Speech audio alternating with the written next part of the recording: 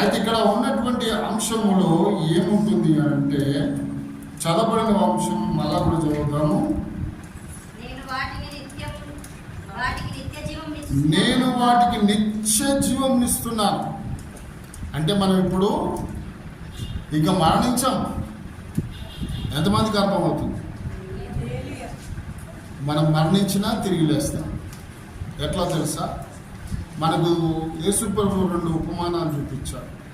ఒకటి లాజర్ మునిగిపోయినా కూడా తిరిగి లేచాడు. యేసు ప్రభు కూడా 3 రోజులు సమాధిలో ఉన్నా తిరిగి లేచాడు. మనం కూడా అట్లా తిరిగి లేవాలి కదా. మీరు అనుకోవచ్చు, మనల్ని తీసుకెళ్ళి రైలు పట్టాల వెనకాల ఆ యొక్క సమాధి తోటలో పూడ్చిపెడతారు కదా. ఓ 2-3 నెలలు అయిన తర్వాత వెళ్ళి చూస్తే